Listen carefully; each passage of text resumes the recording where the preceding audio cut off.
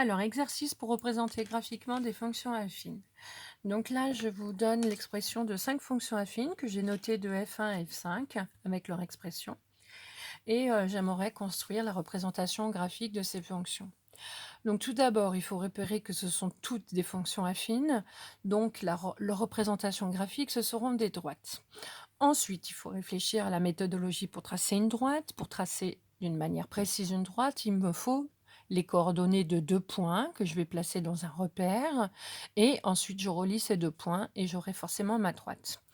Si je veux être un peu plus précis, je peux prendre un 3e point pour être sûr de moi. Mais 2 points, normalement, ça suffit. Ensuite, donc là, c'est vraiment lié à ces fonctions affines et que si on avait des fonctions qui ne sont pas affines, par exemple, si ici je rajoute un petit carré, il me faudrait beaucoup plus de points. Alors, la méthode la plus rigoureuse pour tracer des représentations graphiques, c'est de faire des tableaux de valeurs pour déterminer en fait les coordonnées de 2 points. Alors, quand on travaille en fonction, avec les fonctions, en fait, on passe constamment de 2 cadres différents. Vous avez le cadre des fonctions, le cadre fonctionnel, hem, où on va parler d'images, d'antécédents, on va faire des calculs, on va résoudre des équations. Ça, c'est le cadre fonctionnel. Quand je passe aux représentations graphiques, donc on passe dans le cadre du graphique et donc là, je vais plus parler de fonctions, mais je vais parler de droite, je vais parler d'équations de droite, je vais, pouvoir parler du coefficient directeur de l'ordonnée à l'origine et donc on passe, constamment d'un cadre à l'autre. Donc pour avoir les coordonnées de 2 points, si je veux vraiment parler de coordonnées de 2 points, à une abscisse petit x, on va lui associer une ordonnée qu'on note petit y. Et du coup, on fait un tableau de valeurs et on aura les coordonnées de 2 points écrits dans un tableau. Ensuite, je les relis.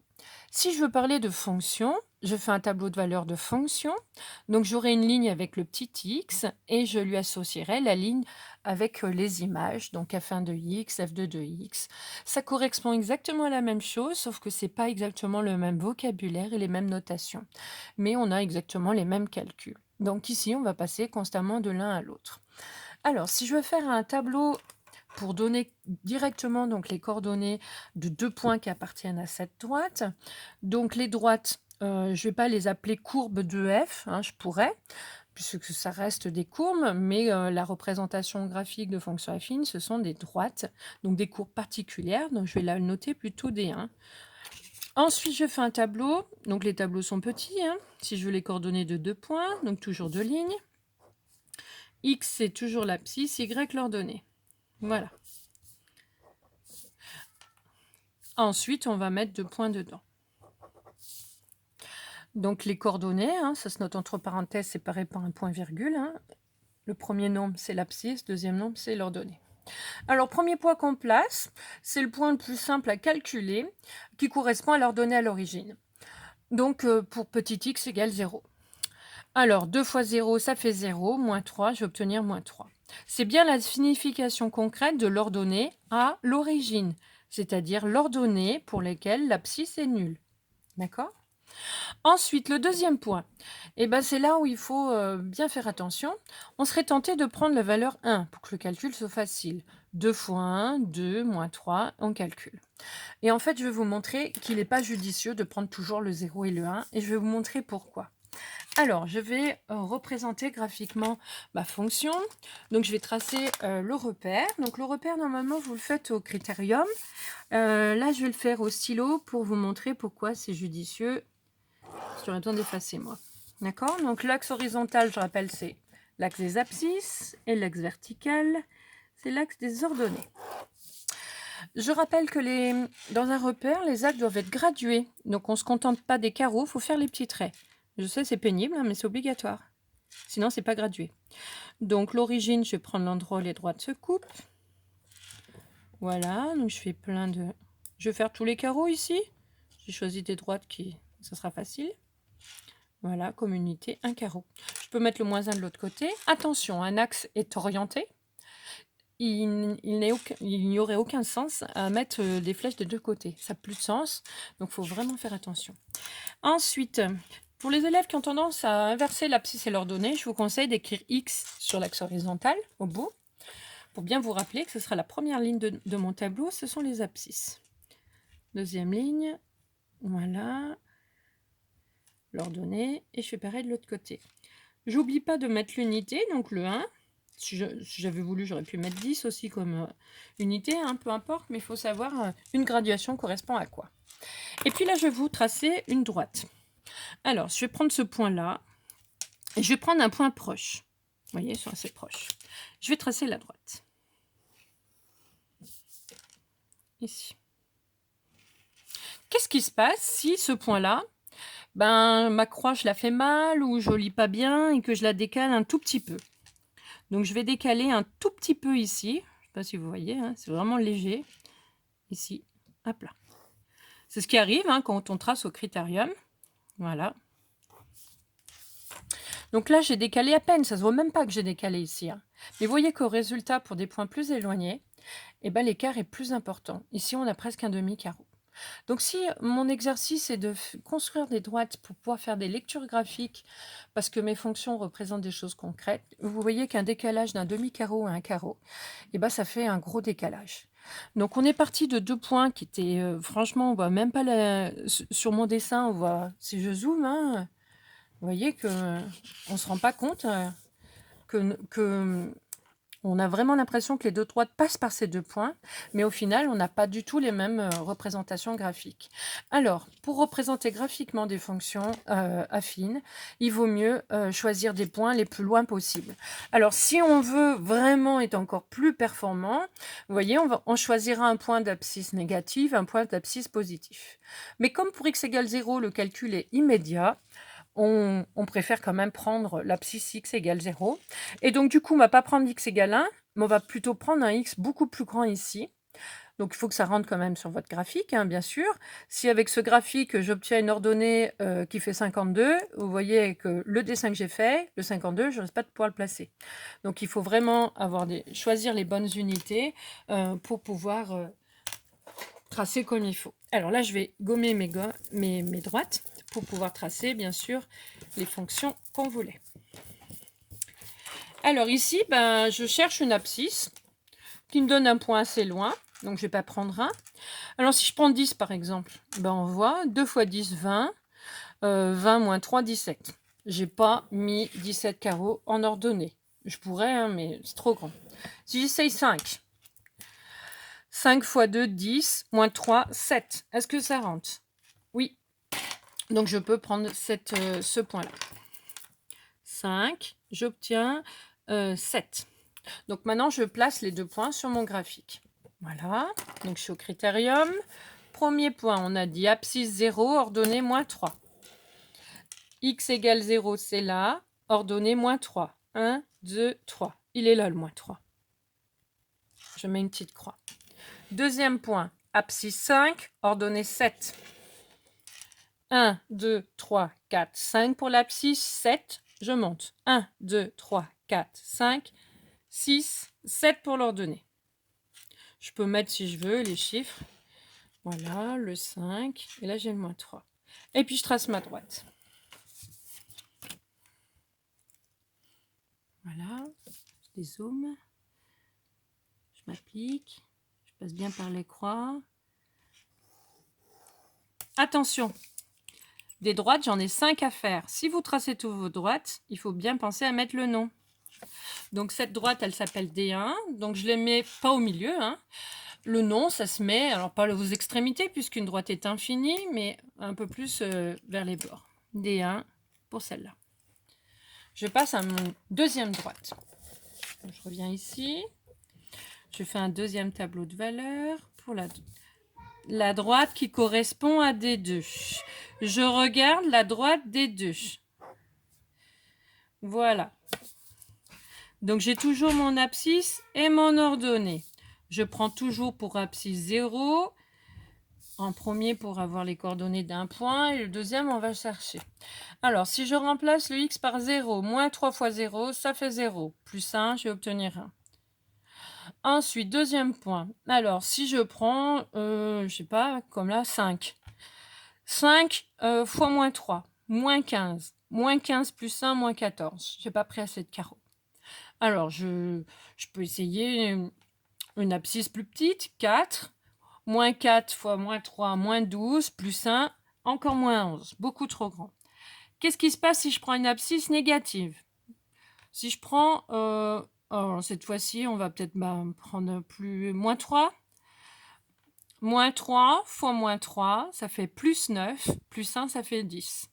Donc là, vous voyez, vous avez un choix, il faut faire des petits calculs dans sa tête. Je vous rappelle qu'on ne s'attend pas à ce que vous détailliez les calculs, puisque là, l'objectif de l'exercice est de faire des tracés de droite. Donc, on ne détaille pas les calculs d'image. Si on veut que vous fassiez des détails de calcul d'image, on vous rajoute une question, calcule l'image de telle valeur, et là, vous serez obligé de détailler le calcul. Quand on remplit un tableau de valeurs, votre calculatrice le fait très bien. On peut aussi le faire dans sa tête. C'est plus rapide que d'utiliser même la calculatrice. Donc ici, je vais prendre une valeur positive et je vais prendre moins 3. 3, moins 8, ça doit aller. Allez, on va faire 3. Moins 3 fois 3, moins 9, plus 1, moins 8. Je place sur ma... Voilà, sur mon graphique. Donc, premier point, abscisse 0, ordonnée 1. Abscisse 0, ordonnée 1, il est là. Deuxième point, abscisse 3, il est là, le 3. Ordonnée moins 8. 1, 2, 3, 4, 5, 6, 7, 8. Il est là. Donc, mon point, il est là. Et je trace.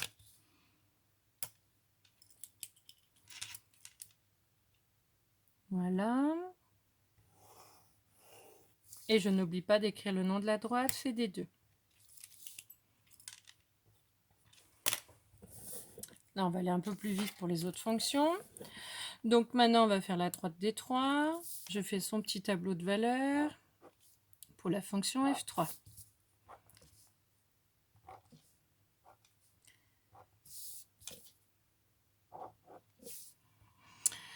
XY pour abscisse 0. Moins 2 fois 0, 0. On obtient l'origine du repère, ce qui est normal, puisqu'ici, on a une fonction linéaire. Et il faut se rappeler que les fonctions linéaires, leurs représentations graphiques sont des droites qui passent par l'origine du repère. Ensuite, je vais prendre une abscisse, celle que je veux, donc positive ou négative. Alors, si je prends 3. Moins 2 fois 3, moins 6. Je place mes points. Donc, elle passe par l'origine du repère, ici. Ensuite, on a vu abscisse 3. 1, 2, 3, ordonnée, moins 6. 1, 2, 3, 4, 5, 6. Ici.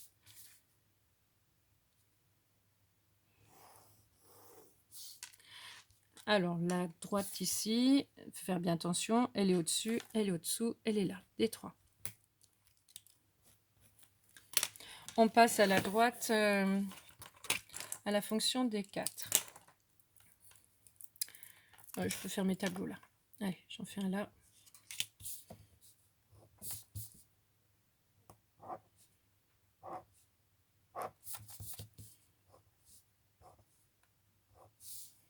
Et je ferai des 5 dessous. Ça, on aura terminé.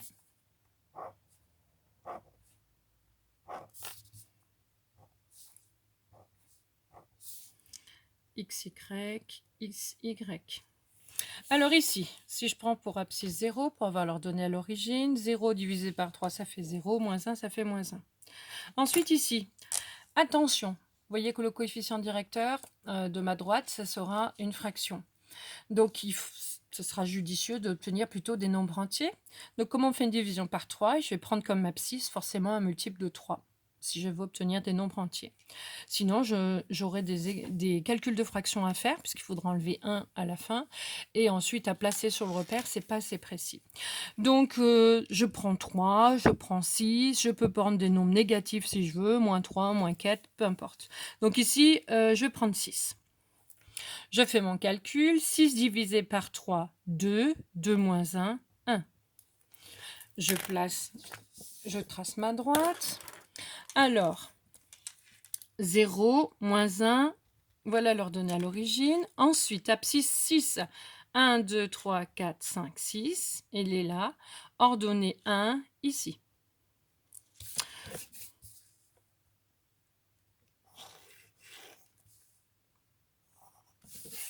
Donc ça, c'est ma droite D4.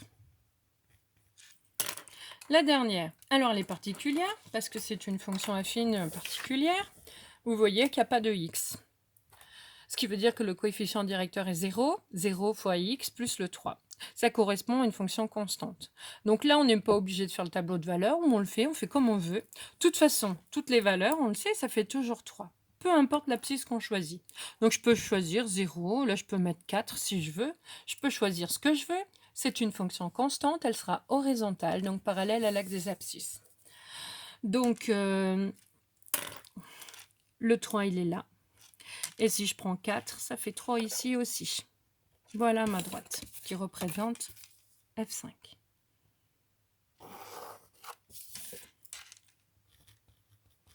Voilà, donc c'est important de bien repérer le type de fonction. Ça nous aide à construire la représentation graphique. Alors, dernière chose, une dernière remarque qu'on peut faire. Si je choisis une fonction, alors je vais l'appeler F6, je vais la rajouter ici. Et je vais la faire, je vais mettre, voilà. Donc elle ressemble à ici. Oh, je change, je vais mettre plus 2. Ça sera mieux. Si je fais son tableau de valeurs,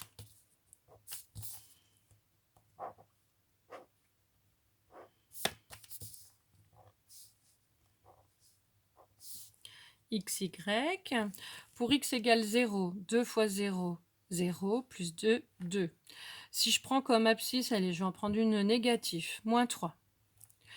2 fois moins 3, moins 6. Moins 6 plus 2, moins 4. Je place mes points. Abscisse 0, ordonnée 2, ici. Ensuite, abscisse moins 3. 1, 2, 3. Ordonnée moins 4. 1, 2, 3, 4. Ici. Et je place des 6. Là, pardon. Ça, c'est des 6. Qu'est-ce que je peux voir comme particularité par rapport à des 1? On le voit sur le dessin. Ces droites sont parallèles. Pourquoi elles sont parallèles? Si je regarde les expressions ici, elles sont parallèles car leurs coefficients ici de x sont égaux. Au niveau des droites, ça voudrait dire que leurs coefficients directeurs sont égaux. Si on a deux droites qui ont le même coefficient directeur, ce sont des droites parallèles, obligatoirement. Donc c'est une propriété géométrique qu'on peut retrouver avec les représentations graphiques. J'espère que vous avez bien compris maintenant comment on trace des fonctions.